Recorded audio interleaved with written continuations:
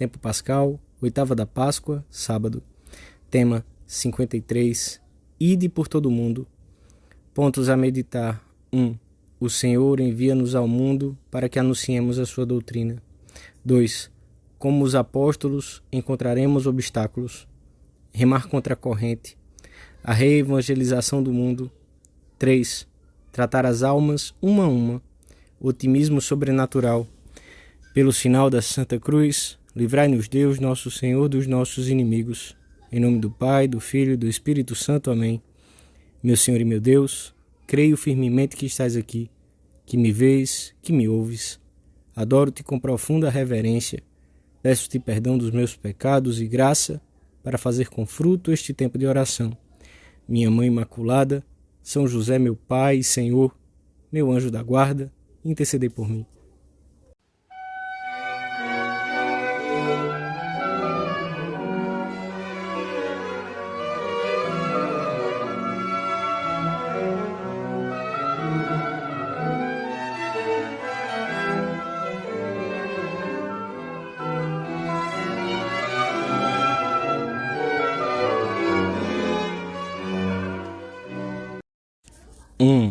A ressurreição do Senhor é um apelo ao apostolado até o fim dos tempos.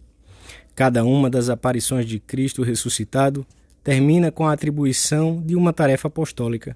Jesus diz a Maria Madalena: vai aos meus irmãos e diz-lhes: subo para meu Pai e vosso Pai. E às outras mulheres: ide e dizei aos meus irmãos que se dirijam a Galiléia, pois é lá que me verão. Os próprios discípulos de Emaús sentem a necessidade de comunicar aos demais, naquela mesma noite, que Cristo vive. No Evangelho da Missa de hoje, São Marcos relata-nos a grande missão que Cristo confia aos apóstolos e que permanecerá vigente para sempre. Por fim, apareceu aos 11, quando estavam sentados à mesa, e disse-lhes: ide por todo o mundo e pregai o Evangelho a todas as criaturas. A partir de então, os apóstolos começaram a dar testemunho do que viram e ouviram, e a pregar no nome de Jesus a penitência e a remissão dos pecados a todas as nações, começando por Jerusalém. Não pregam nem certificam especulações, mas fatos salvíficos de que foram testemunhas.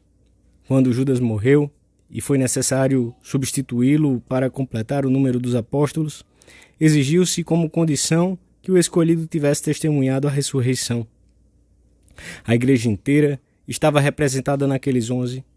Neles, todos os cristãos de todos os tempos receberam a feliz missão de comunicar aos que encontrassem no seu caminho que Cristo vive, que nele foram vencidos o pecado e a morte, que ele nos convida a partilhar da vida divina, que todos os nossos males têm solução. Foi o próprio Cristo que nos deu esse direito e esse dever. A vocação cristã é, pela sua própria natureza, vocação apostólica.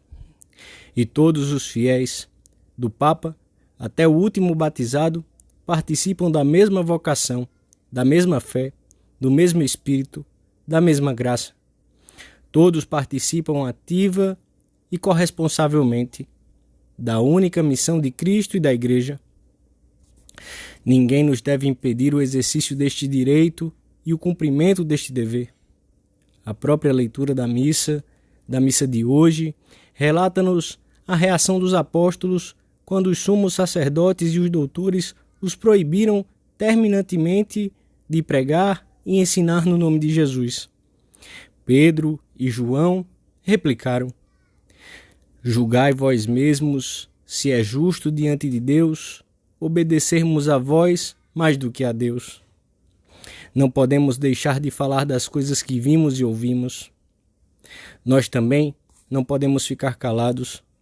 A ignorância à nossa volta é muito grande, como é grande também o erro, e incontáveis os que andam perdidos e desorientados por não conhecerem o Senhor.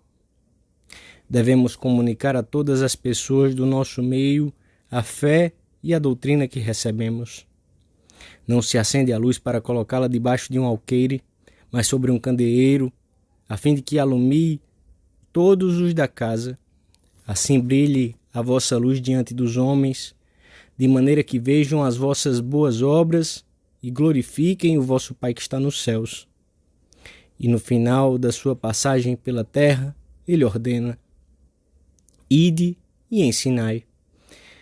Quer que a sua luz brilhe na conduta e na palavra dos seus discípulos, nas tuas também.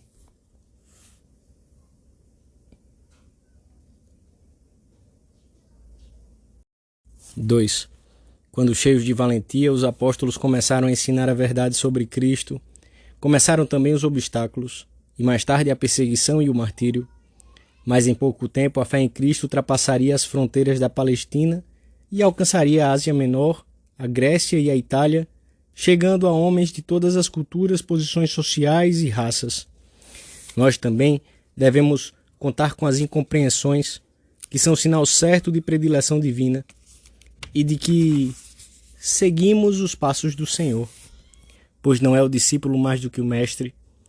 Recebê-la-emos com alegria, como algo permitido por Deus. Acolhê-las-emos como oportunidades de atualizar a fé, a esperança e o amor.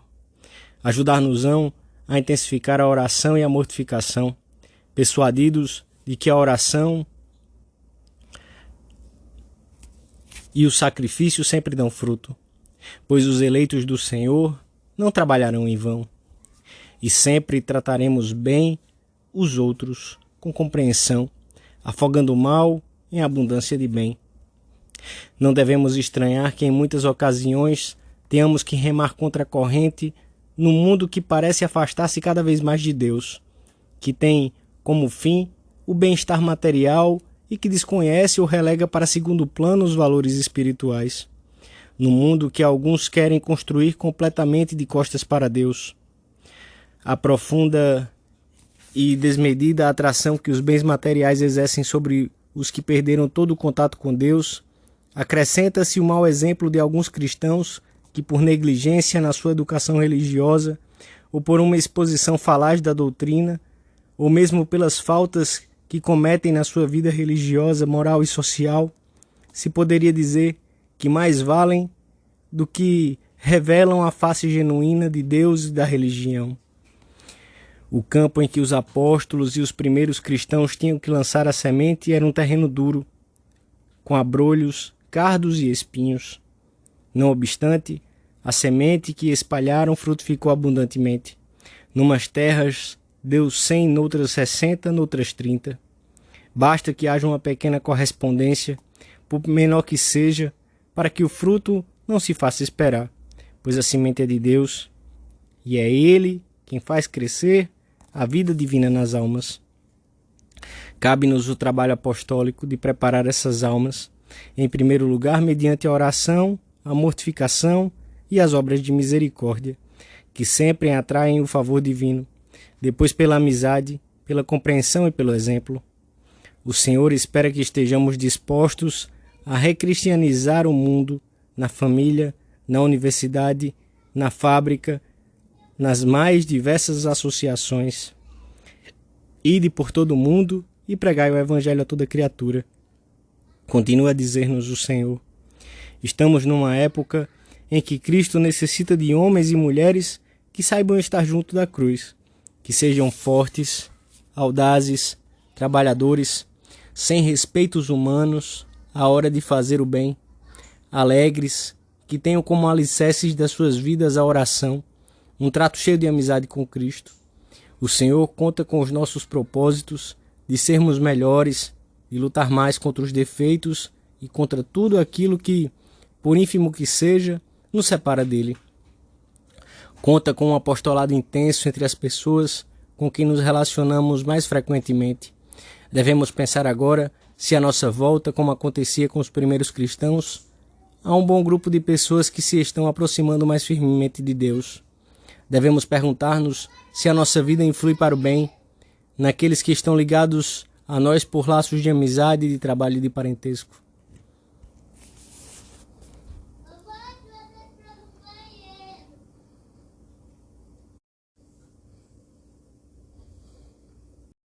Três. A Igreja nasce do mistério pascal de Cristo e apresenta-se aos homens do seu tempo com uma aparência pequena, à semelhança do fermento, mas dotada de uma força divina capaz de transformar o mundo e torná-lo mais humano e mais próximo do seu Criador. Nos nossos dias, também há muitos homens de boa vontade que têm correspondido às frequentes chamadas do sucessor de Pedro para darem luz a tantas consciências que caminham na escuridão em terras onde, em outros tempos, se amava Cristo e hoje apenas se traz o seu nome.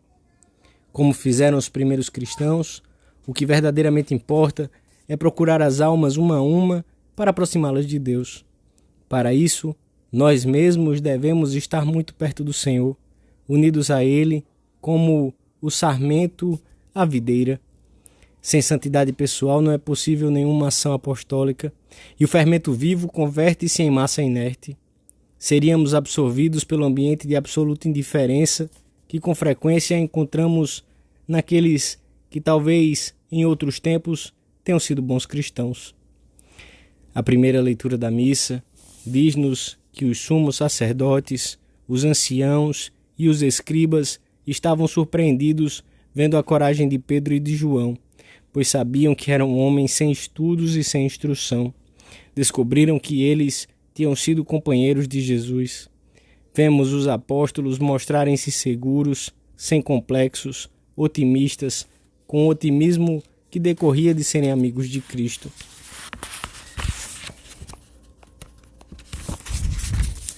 Se estiver unido ao Senhor, o cristão será sempre otimista, com um otimismo sobrenatural que se enraiza na fé, que se alimenta da esperança, e aqui o amor empresta asas. Fé, evitai o derrotismo e as lamentações estéreis sobre a situação religiosa dos vossos países, e aplicai-vos a trabalhar com empenho, arrastando muitas outras pessoas. Esperança, Deus não perde batalhas. Se os obstáculos são grandes, também é mais abundante a graça divina. Ele os removerá, servindo-se de cada um de vós como de uma alavanca. Caridade, trabalhai com muita retidão, por amor a Deus e às almas. Tende carinho e paciência com o próximo. Procurai novos modos de atuar, iniciativas novas. O amor aguça o engenho. Aproveitai todos os meios para esta tarefa de edificar uma sociedade mais cristã e mais humana. Santa Maria, Rainha dos Apóstolos, acender-nos-á na fé, na esperança e no amor do seu Filho, para que colaboremos eficazmente no nosso próprio ambiente e, com base nele, na tarefa de recristianizar o mundo, tal como o Papa nos pede. Continuam a ecoar nos nossos ouvidos as palavras do Senhor: Ide por todo o mundo. Naquele tempo eram somente 11. Agora somos muitos mais. Peçamos a fé e o amor daqueles 11.